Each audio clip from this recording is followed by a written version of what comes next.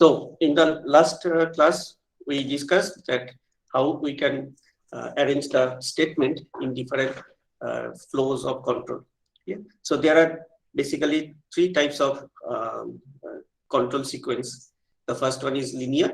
Then we have a conditional, like if else or branching, and the third one is called iterative. So in the iterative part, we take an example that how we can compute the sum of n numbers, the first n integers. Yeah. So as per the programming part, so if we want to solve a problem, then first we have to understand the problem. So this is basically the sequence, or this is the prerequisite, means you have to do these things before we get into the real coding. Yeah. So first we have to understand that how can we solve the problem. Yeah. Then there are two approaches. The most practice approach is that you have to design the code from the top to bottom. Means you identify that what are the variables and how the logic can be developed. Then you develop the flowchart, pseudocode, or some algorithms, and finally we convert these things into the C programming or any programming language. Okay. So in our discussion, we have not gone through this part. There's flowchart, pseudocode, and algorithm. So in some future classes, we'll discuss little bit of flowcharting. Yeah. So so before, as the problems are simple, we can directly get into the scenarios. Okay.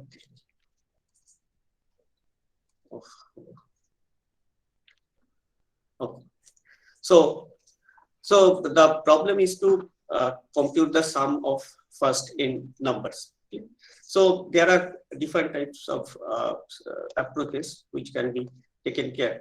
But instead of doing these things, we try to simulate this problem, or we try to solve this problem by adding the numbers one by one. So first we have to add 1 plus 2, then the result will be added with 3, the result will be added with 4. In this way, we have to perform same type of operations in a repetitive way, in multiple times. Yeah? And the bound of how many times you have to compute the operation is bounded by n, yeah, capital N. Okay. So doing these things, if we understand the problem in this way, simply just so we are first computing 1 plus 2, then the result is 3. Then we compute 3 plus 3, then the result is 6. Then we compute 6 plus 4, the result is 10. And in this way, we are doing a sequence of operation.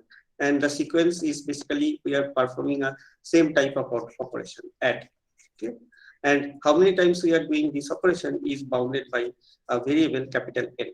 So finally, we have to do capital N with some result, and we get the final sum. Clear? Understand? So this is our approach. So we are basically doing 1 plus 2, then plus 3, then plus 4, and in this way plus n. And this is my result. Okay. And every time we are doing a unit operation or doing a simple addition operation, store the results, and then again we perform the result with another number, then it stores and it performs the result with another number, and it does the same thing. So this is our process. So what are the variables we have to require? So we identify the variables. The first variables we require is that n, that is the ceiling, means how many times we have to perform the addition. Then there is a sum which will accumulate the intermediate result, like 1 plus 2, it accumulates the result into a variable, and this variable will be used for the further computations. Yes. And there is a n, small n, which is basically the increment, like it will taking the values from 1, 2, 3, 4 up to n. Clear? So now I can modify my statement, or I can do something like this: sum equals to sum plus n, where we initialize sum with 0 and n small n with 1. Okay. And then we have another operation which increments n plus 1. So if we do these things repeatedly, if we do these things in a repeated way, then I am able to compute 0 plus 1. This is 0 plus 1. Then n gets with a value of 1, means n is incremented by 2. Then the result is added with 2. Then n is again increment by 1. So result is added with 3. And in this way, how many times you have to do these things is n times. Okay. So how we can instruct the computer to make a iterative operations or to make a loop type of scenarios.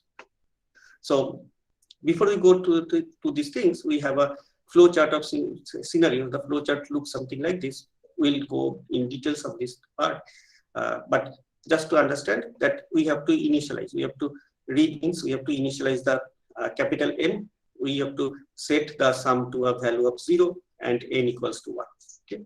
So reading means this is the value which varies. Means we have to take the value from the user, or we have to our program will run depending on the variable n.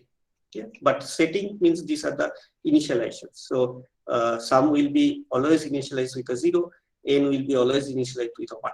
But n may varies depending on your situations. Okay. Then there is a while loop. While loop says means this is a while. While is basically a condition which will iterate the path. So there is a condition. The condition is again a Boolean type of scenarios. It says there is a while, and then we have a condition. Okay. So if the condition is true, if condition is true, we basically iterate the inside of this while loop. If it is false, we jump from the while loop. Okay. So this is the true case, and this is the false case. Okay. Now we can see that what is the true case. If n, small n, is less than or equals to n, then we are basically performing this two operations: sum equals to sum plus small n and n equals to n plus 1. Okay. And how many times we are doing these things as n is modifying, n is taking incrementing by 1 by 1. So at the initial n is with a value of 1, then it will be 2, then it will be 3. And while this small n is less than or equals to the capital N, we are basically performing this operation. Yeah. And as the condition is true, we are repeating. If the condition is false, we immediately jump from the repetitions and we get the output as a sum. Okay. So it is now we can say that within the while we have small n less than equals to capital N, then sum plus small n and n equals to n plus 1. So this is my kernel, or this is the core of the solutions. Means if I can design this block, or if I can design this while loop, then my problem is basically solved. Okay. N equals to 5, and we initialize small n equals to 1, sum equals to 0. Then this while loop, at the first case, this while loop will be true. Then sum takes the value of sum will take the value of 0 plus 1. Okay. And n now becomes 1 plus 1. Okay. In the case 2, again the condition will be true because n is less than 5 or less than equals to 5, true, then again sum will take the value of 2 plus, 1 plus, this will be 1 plus 2, and n will take the value 2 plus 1. Okay. Understand? Then in case 3, again, the condition will be true. So sum will take 2 plus 3 means 3 plus 3. And n will take 3 plus 1. Okay. In the case 4, again, it will be true. Sum will take 6 plus 4, and n will take 4 plus 1. Okay. So now n becomes 5, sum becomes 10, and in the case, again, the condition is true because 5 is less than equals to this 5, small n is less than equals to 5. So sum will take 10 plus 5, and n will take 5 plus 1, that is 6. Okay. So now at the iteration number 6, the condition will be false, and nothing will be executed within the while loop. And finally, we have the sum as 15, and that is my result. Okay. You get this one?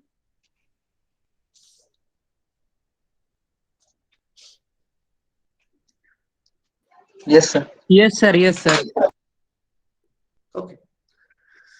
So these are the 3 cases or 3 types of looping, and this is basically the program that we have written. Okay. So we are not getting deep of this part. So what we understand that what we understand is basically if we want to write a program, first we have to identify how we can have the solutions. Then we identify that what are the variables we may require, and finally we design the logic, and then we try to translate this logic into the programming code. Okay. So so it is recommended that the beginners, or not for even for those who are a little bit familiar with C, first you write, first you do some handwork, means first you do some something in your papers, then you try to translate these things into the code. Okay. So there are so many things we'll understanding in the due process, and so before we jump into the coding, think little bit, do some paperwork, and then you try to implement your code. Okay. So in our next part, for the next part, what we will try to understand. So in the first part, what we understand that how we have to organize our statements, or how we have to organize our logic to get the final solutions or get the final results. But in this part, we try to understand that what are the insight of our C programming language. So every language is basically consists of some vocabularies. Like if you talk about English, we must have a vocabulary. There must be some grammars. There must be some symbols. Symbols are either they are expressive or they are punctuations in this way. Okay. So C programming language is also designed with the same philosophy. So we have a finite number of vocabularies. The vocabularies are basically divided into 4 parts. In my previous slide, we can show it. Okay. So this is basically the vocabularies. We divide the vocabularies into 4 parts. One is called the variables, okay? Then operators, then control statements, and the syntax. Okay? The syntax we learn as we practice.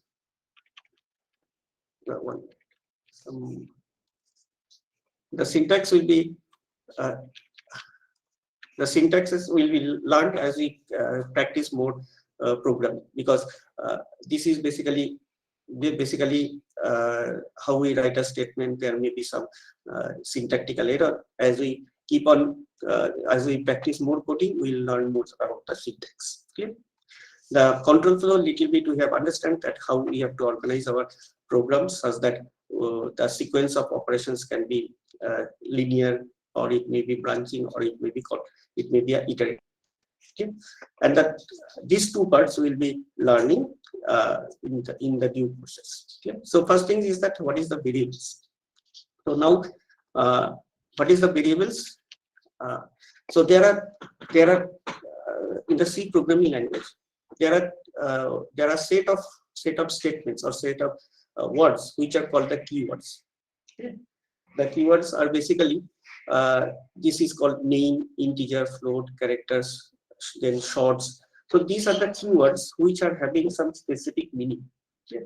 So like if we write a C program, you define the block, that initial block, as the main block. So so whenever I write a main, then C compiler understand that something special you are telling to the compiler. We are telling something special to the computer. Similarly, int basically represents that the variables are basically integer. Then float represents the variables are floating points or real. Okay. Char, it represents that this is, we are defining our character types of variables. Okay. So there are different types of keywords, and this is a small list of keywords. As we keep on programming, we are learning more of the keywords. Similarly, if, else, if, then for, do, while, go to, etc., etc. These are different types of keywords. Okay. So a particular finite set of words are basically reserved, and they are called the keyword. Similarly, there are finite set of symbols which are also reserved. So what are the symbols? They are the arithmetic symbols. They may be a conditional symbols, logic symbols, or assignment or referencing symbols. Okay. Arithmetic symbols we all understand. It may be a addition, subtraction, division. Okay. Then conditional are Boolean types of operations like less than, greater than. Then logic operations are basically binary logic operations like AND operation, OR operation, negation operations, etc. Then there are other types of operations which are called the assignment. Assignment means the left hand side, right hand side value is assigned to a variable at the left hand side. Okay. And in future we'll learning that dot operation or pointer operations, array indexing operations, etc. Okay. And then there are some punctuations. The punctuations are not the operators. Punctuations are basically the syntax which says that it is the end of a statement. Like semicolon indicates that this is the end of a statement. Opening and closing brackets, first brackets, they are using to say that this is the definitions of function. Like we write main in this way. We write, say, main, then opening and closing. Okay. So this is basically indicating that this is the function. This is the part of the function definition, like printf, tf. Then we put some argument. So hello world. Okay. So this is basically the string, and this opening and closing parenthesis is part of the function. Okay. And then there are double quotes. They are also used for the punctuations, and semicolons, they are used for the punctuation. So there are another set of operations or another set of symbols which are basically used for punctuations. So they are reserved. So these things are basically reserved to indicate the C compiler, or to express something which have a special type of meaning. Okay. So apart from these keywords, operators, punctuations, whatever we are writing is treated as a variable. Okay. So if I write in my C program, if I write, say,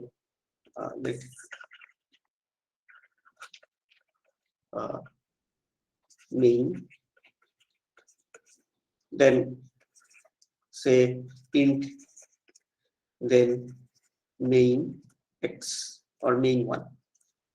Okay, and semicolon. That means I am defining a variable. So now this becomes a variable. Okay.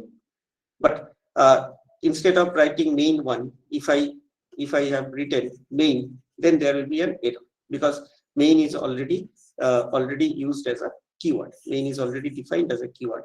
So main cannot have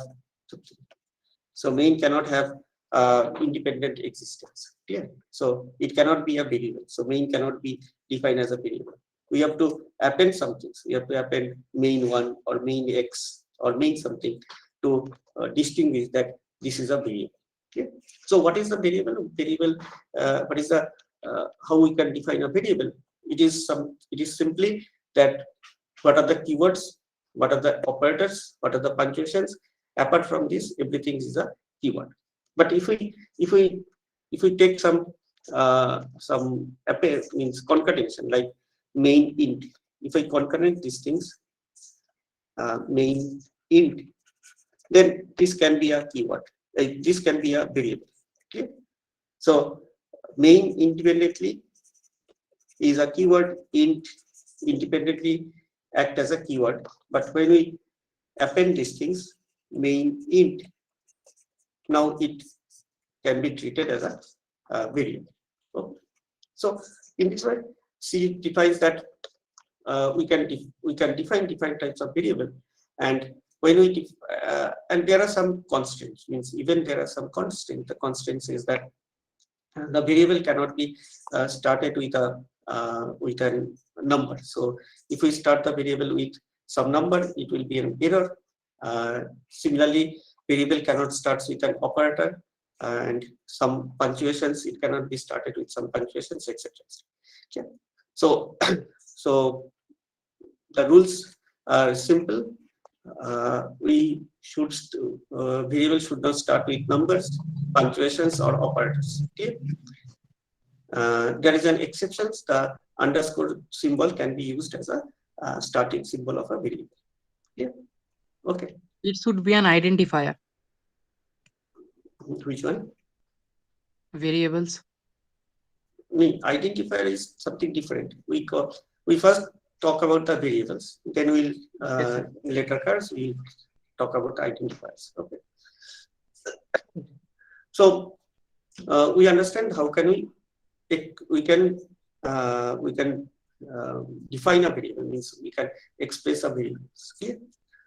So to name a variable, we first segregate that there is a set of keywords, there is a set of operators, there is a set of punctuations, and if we use a string of alphabets or symbols which does not belong to this keyword, operator, or punctuation, they can be treated as a variable.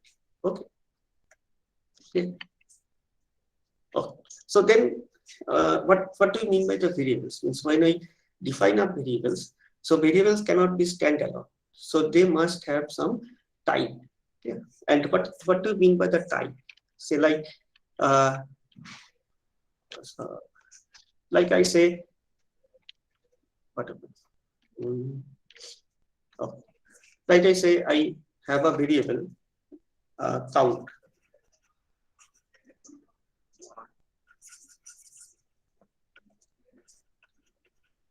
Count. Then in my mind, we must have that what we are counting. Yeah, we are counting some integers, like I am counting some whole numbers, like the number of sweets or number of kettles or the number of marks you are scoring. Yeah. So depending on these characteristics, we must have to define that what type of variable this is. Is it an integer? It is a float, or it is a character. So what types of variables we are using? So representing or writing these things int count, it says that count is an integer type of int, integer type of data. These things, it says that this is a real, means decimal, it can capture decimal values. This says that it is not an integer, not a real. It is basically a character. Like as we have my address. So in my address, I am writing that this is say 154 Rajendra Mohan Road, say 154 say Mahatma Gandhi Road. Mahatma Gandhi Road. Okay. So what is this meaning? What is this 154? So 154 is not a number. So it is basically a character, or it is basically representing a character which happens with a statement, say 154 Mahatma Gandhi Road. Similarly, your phone number. The phone number is not not a basically integer or floating point data. It is basically a string of characters. You are not performing any types of addition, division on this phone numbers. You are basically keeping an identity. Yeah, understand? Similarly, your roll number is not a integer or floating point data. Okay, it is basically a character. Understand? So we have to identify that what are the what types of data we are representing, and when we are representing the data, what we are doing inside of this part. So inside of these things, we are also associating set of operations. So like for integer, I can do addition, I can do subtraction, I can do multiplication, I can do division, or I can do different types of operations. Okay. For floating point data, we also have a defined type of operations on this part. Okay. So for character, I am doing something, say I can do addition, subtractions, or etc. Okay. So depending on this type, we are basically attaching some set of operations on the data or on this type. So if it is an integer, a simple example is that if it is an integer, so I can do a modulo operation. Okay. So if it is a float, I cannot do a modulo operation. This is not allowed. Okay, understand? So now we can understand that what do we mean by the type. So type is basically I am specifying that what types of value we are storing, and at the same time I am also specifying that what are the set of operations we can apply on this data. Okay. So these are the main things. Say when we are defining variables, we always define the variables with a type. Okay. So C programming language is having these constraints. We have to always define the variables with a type. Okay. And when it is a type, in the inline part or inside of this compiler, it is also defined that it will have a specific type of operations. It can perform a specific type of operations. Okay. So what do you mean by this type?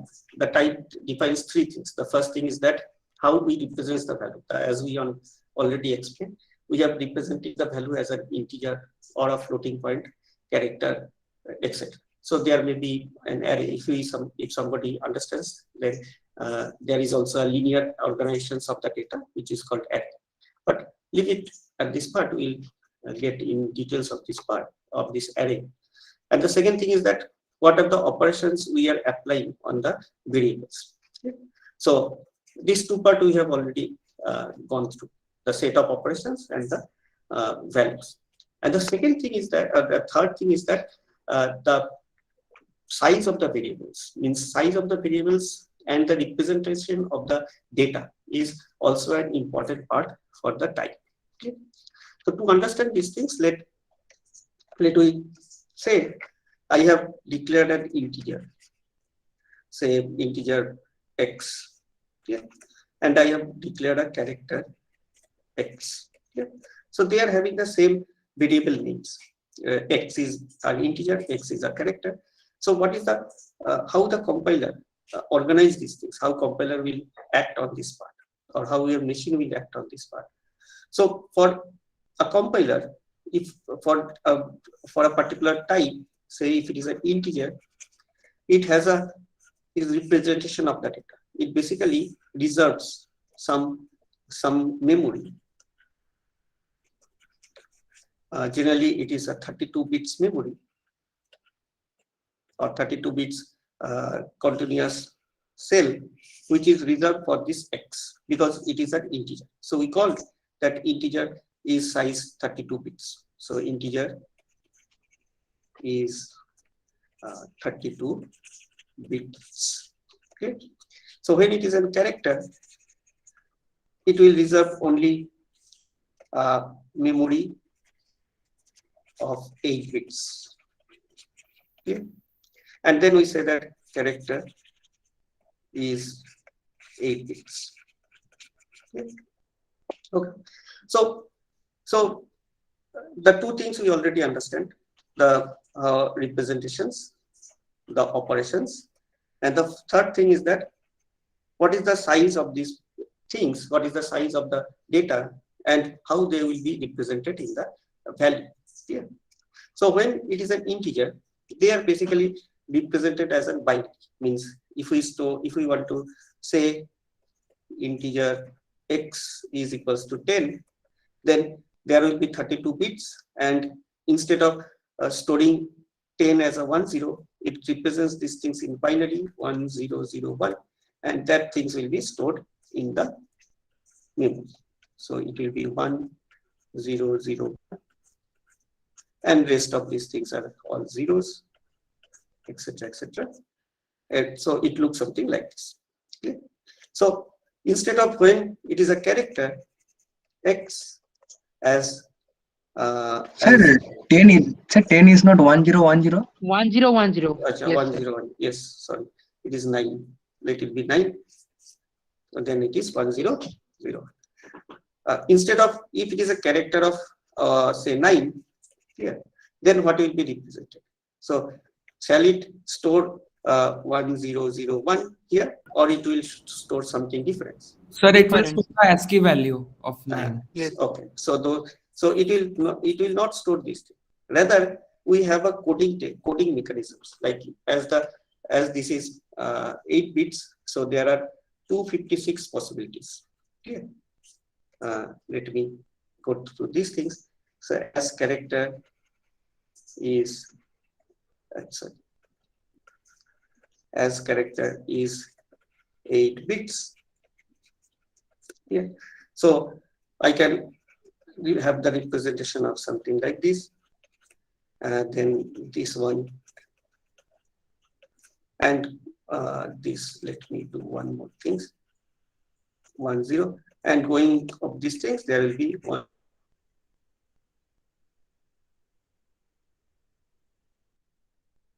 Bits numbers are possible. Is 256. There are 256 different numbers can be possible. The first number is 00000, then 0000001, and this one. Okay, or let it be a 1. Sorry, 0, 1, 2, then 3, and keep on doing these things. We'll get 255. Okay, so there are 256 possibilities, and in our keyboard we are having something 116 or something like that. Yeah, symbols. Okay. So there is a standard coding mechanisms are there. So every symbols are encoded with a ASCII code. ASCII code. Say I have A, capital A, so it has a corresponding code. Capital B, it has a corresponding code. Small a, it has a code. Small b, it has a code. Similarly, 0, 1, 2, 9, all they are having a fixed code, and this code is called the ASCII. Okay. So whenever we represent these things as a character, instead of its numerical value or its binary representations, we are not storing these things. We are storing the ASCII code of ASCII of 9. Understand? Clear? Get it? So so at this point you just understand what is binary representation of a number. So whenever we are representing as a value as integer, so what we can do, we have to store the binary representation of the number, say 9 or 10, whatever the part. But whenever we are representing as a character, so we are not storing that binary representations.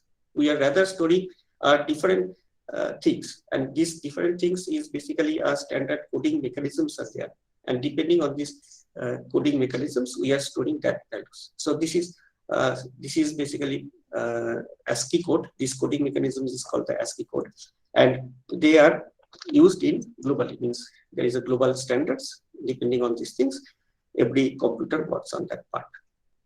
Yeah.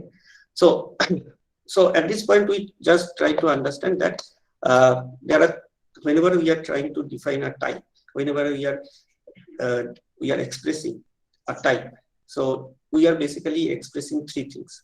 The first thing is that what are the characteristics of the data, then what are the operations that can be defined on this data, and how the computer will store and they will operate on these representations of the data. Okay.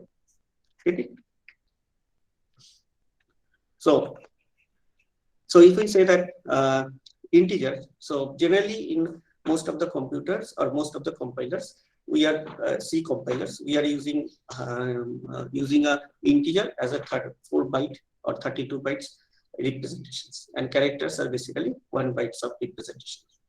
Okay. Some compilers may have variations, but most of the standard C compilers have in this type of representations. Okay. So now we will learn little bit of the representations in details. So before we go through this part, just we try to express that what are the number systems, how we are representing the numbers. Okay. So we'll try to explain that how the integers will be represented, how the floating points or the real numbers will be represented, and how the signed or unsigned numbers are represented in the computer. Okay. So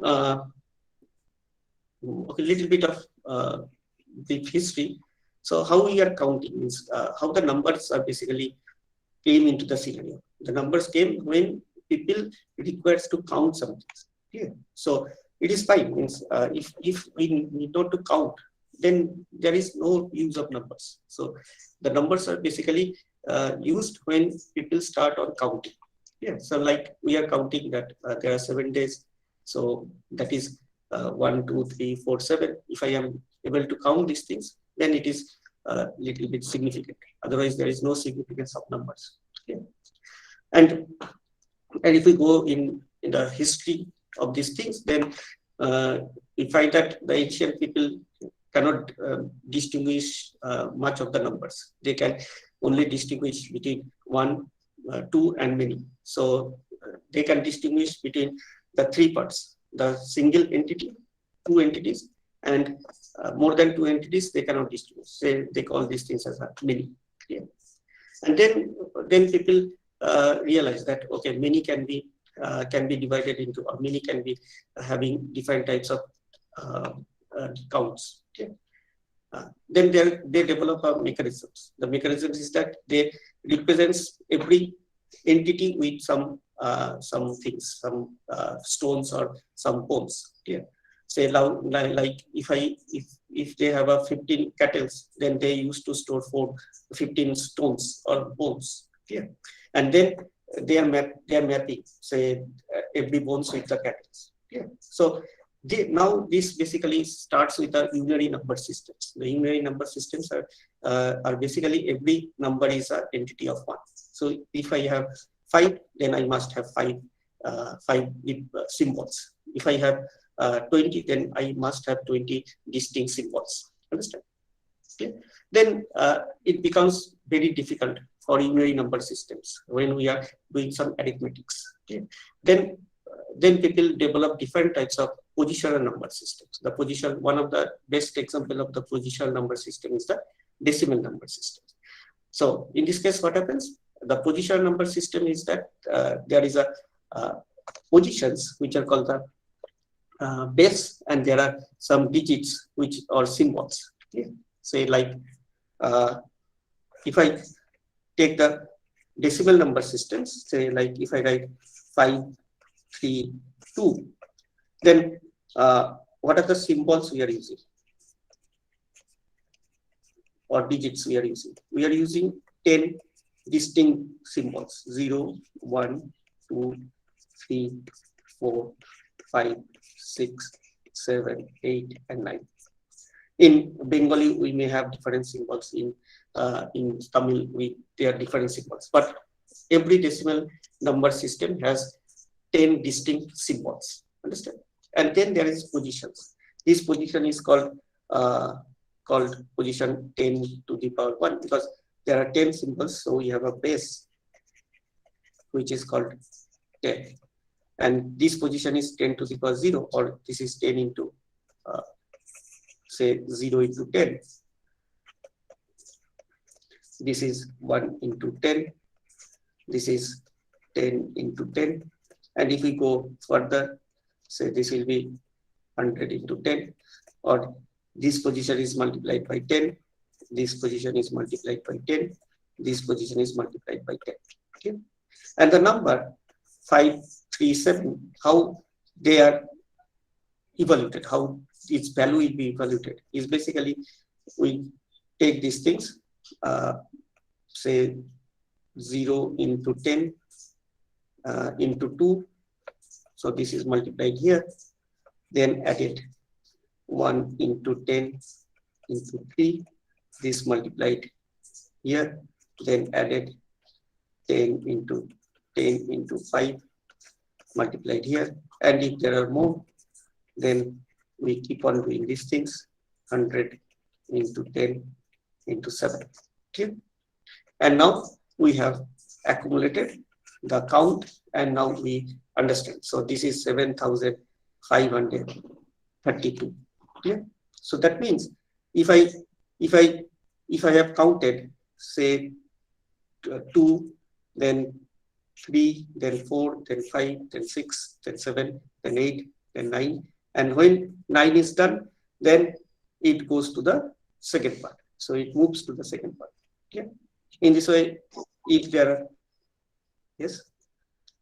Sir, we multiply 0 in the case of 2. 2 multiplied by 10 multiplied by 0. Oh no, this is 1. Sorry, this is 1. Oh, this is 1. Sorry. This is 1. Then we multiply by 10. Then 10, 10, 10, etc. Okay. So initially it is 1. So 1 multiplied by 10, we get the 10 position. 10 multiplied by 10, we get the 100 position. 100 multiplied by 10, we get the 1000 position in this way. Okay. So it is 1, then 10, then say 10 square, then 10 cube, and keep on doing these things. So this is base, say 10 to the power 4. Okay. And then numbers are just multiplied here, accumulated 3, accumulated 5, accumulated in this. Okay. Get it? So there was a mistake. So we start with 1, then it is multiplied by the base. Base is 10. Then again, the position is multiplied by the base. So it becomes 100, then 1000, etc. Okay. So this is how we shifted from the unary to a positional number systems. Now the positional number systems, the heart of these positional number systems are basically, there are two entities. One is called the symbols or alphabets or digits, whatever you want to name, and another is called the base or the radix. Okay. So now if we take the base as 10, we call these things decimal number. If we take the base as 2, then we term these things as a binary number. So now this becomes a binary. And what are the symbols in binary? We have only 2 symbols. The number of symbols 0, 1. 0, 1. What means 0, 1 is the basic practice. So the number of symbols determines that what is the base. Okay. So if I have 10 symbols, then the number of symbols determines it is a decimal number.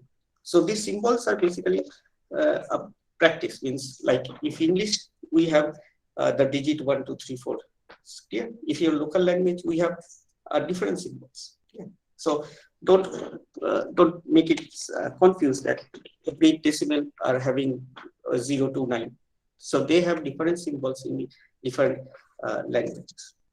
So binary is also having something like this. This is the general practice. Sometimes in any case you can use T and false, true and false, which is also a binary representations. On, off. On, off, or something like that. Okay? But just the basic thing is that there will be symbols, and the number of symbols define the base. Okay? And now if we have a binary representation, say a number 0, 1, 1, 0, 1 in binary, okay, then how can we get the decimal value, or how can we understand what is the value of these things? Okay?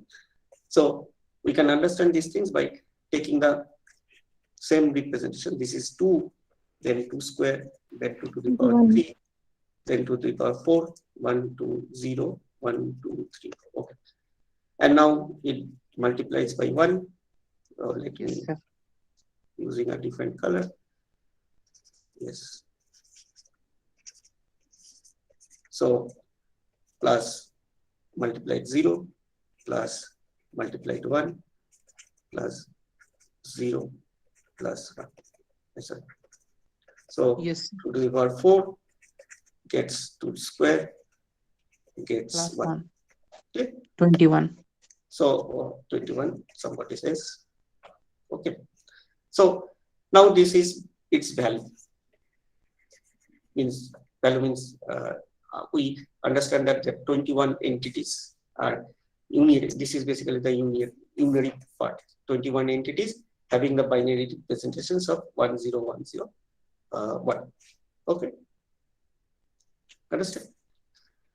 And that is what we have discussed here.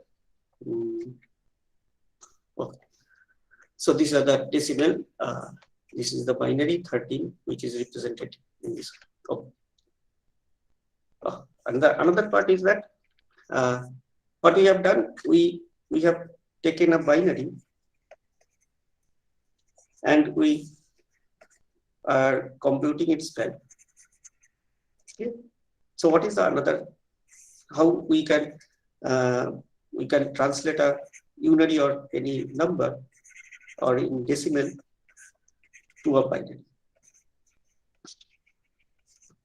Okay.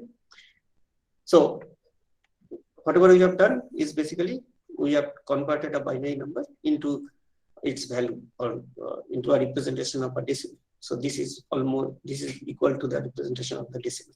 Okay. But what is another computations? How can we compute a decimal number to a binary number? Okay. So let me do these things. Let me take a 25.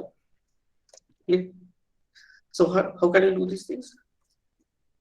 So there are two mechanisms to represent these things. So the basic thing is that we have the representation in the binary as a base of 2. Okay. So I have to first represent these things as a multiple of 2 with something. Say it can be represented as 2 into 12 plus 1. Okay. Understand? Do you get this point? 25 can Yes, be sir. represented as something. Yes, sir. Yes, sir. Now try to do these things repeatedly. We try to represent 12 in this form. So it will be 2 into 6 plus 0 plus 1. Okay. And it looks something like this. 1, say 2 into 0 plus 2 square into 6. Get it? Understand? So Yes, sir. this is already in a binary part. Now we have to work with this 6 elements. So what we can do, we take 4 plus 2. 2 into 3 plus 0. And rest it comes 2 into 0 plus 1. Okay.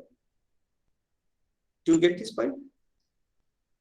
So again, if we simplify these things, this will be 2 into 2 to the power cube into 3 plus 2 square into 0 plus 2 into 0 plus 1.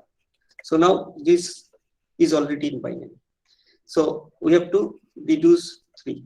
So again we take it here, then 2 cube, then 2 into 1 plus 1.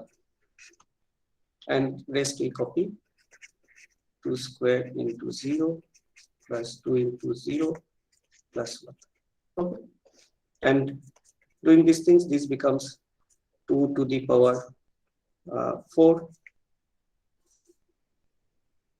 to the power 4 into 1 plus 2 cube into 1, 2 square into 0 plus 2 into 0 plus 1.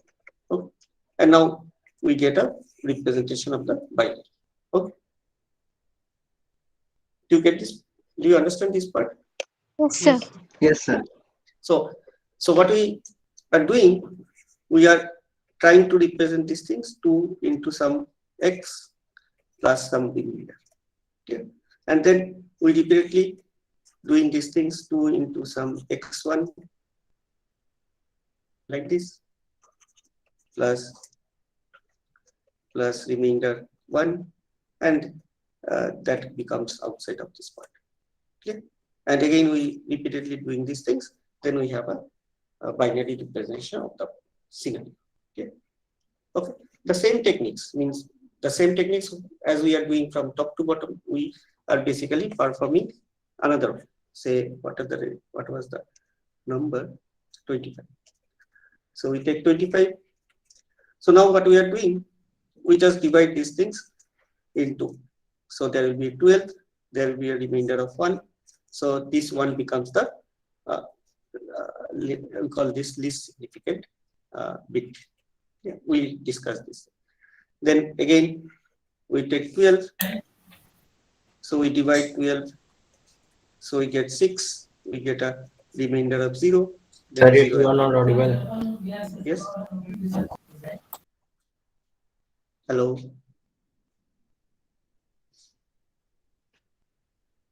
Oh. Then we take 6. We divide by 2. Then 3. Remainder is 0. We write 0 here. Then 3. We divide by 2. Then remainder is 1. We write 1. Then it takes 1, 2, 0. Remainder is 1. We write 1. So the process terminates when the quotient is 0.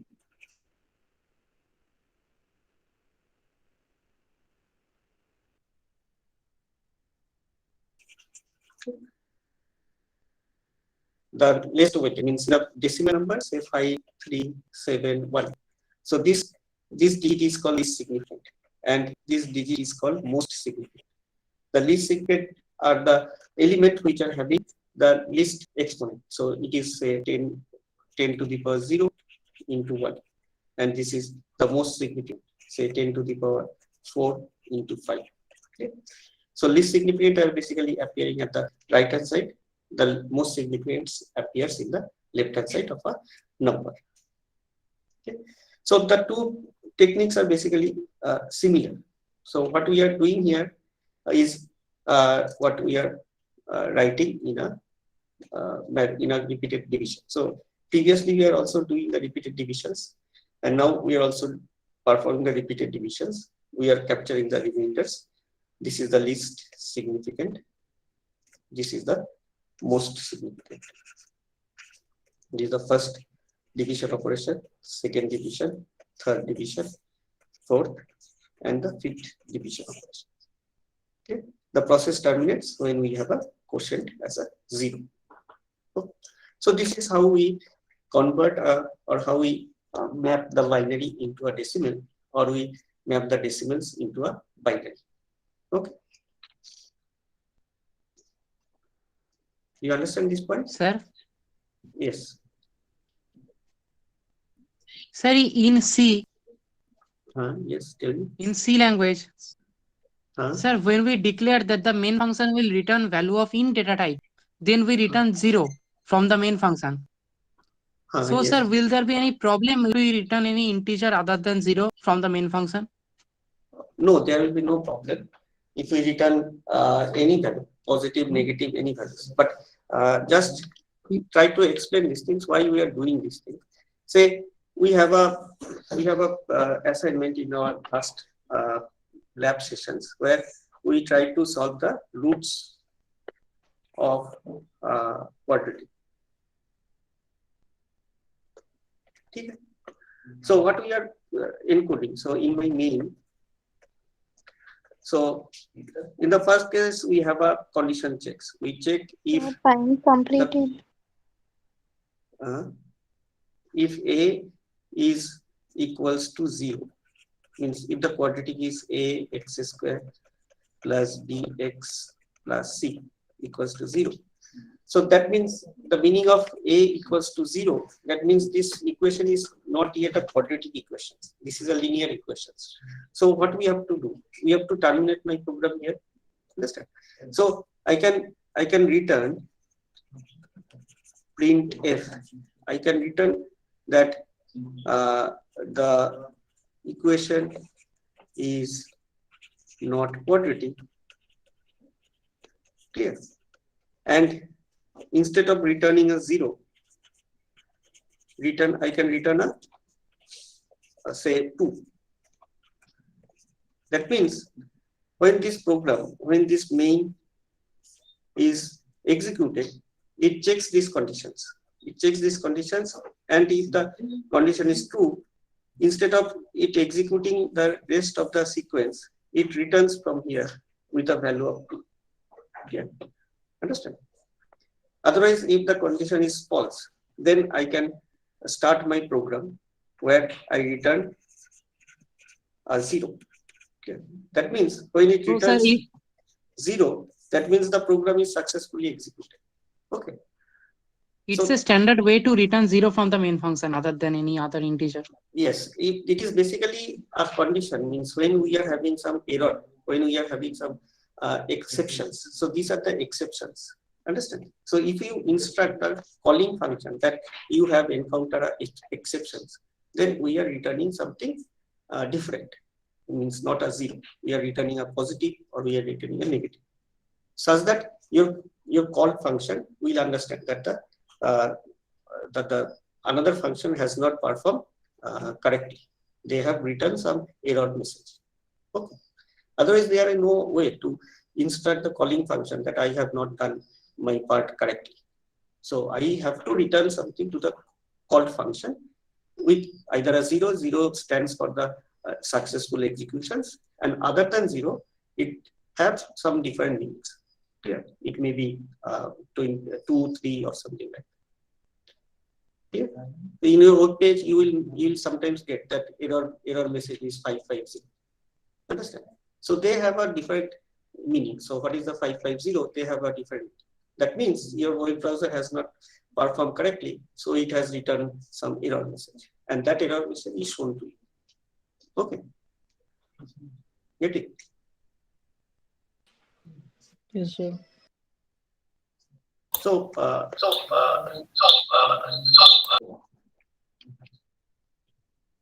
okay. Any other questions? Sir, please explain the last slide one more. Sir, return part. Yes, sir. Please. Okay. So generally, say my problem is I have to compute bx plus c equals to 0. So there are exceptions. What are the exceptions? The exception is that if a is equals to 0, then we are not having a quadratic condition. Similarly, we compute d, which is b square minus 4ac. So if, sorry, this is d. So if d is less than 0, then the thing is imaginary. So these are the exceptions. So in my program, say I am writing a mean, and there is no harm to get a return of 0. But say I have written another program. Sir, time is over, sir. Another class is started, sir. Sir, we have Uh-huh. we have a electron technology class. Okay. So we'll take these things in the next class. But just to Actually, recall me. to conclude, what I should point out, what Sir is pointing out about this return 0 and 1, you should accept it as a convention. It is universally accepted convention for some other purpose, which may not be evident for this particular course. For a standalone program, you can return anything, 1, 0, -1, whatever, but it is good to follow the convention so then later on, when you actually work on some system, when people from different countries are working, okay, there must be some universal common understanding. Okay, so anything, whatever is running successful is coded as 0, and all different types of errors are encoded as different non-zero numbers. That's why we make a practice that we assume that our program will run successfully in standalone mode. We use return 0 for the timing. Okay, so later on you will actually realize why we should follow this convention. Okay, for the timing you just accept it as a convention, that's all, and concentrate on other syntax and semantics of C programming. Don't put much stress on this particular topic. I think Sir is explaining every day. You are asking. So just for the timing, you accept it as a convention. That's all. Okay, that will make your journey easy initially. Okay, later on we will again explain this thing. Maybe in the last part of our course. Isn't it, Joydeep? That will be better, I think. Yes. Okay. Or in the lab session, we will take some examples of that. Okay. Okay, Okay. you may So, stop thank you, recording, sir. Joydeep. Have a nice day, sir.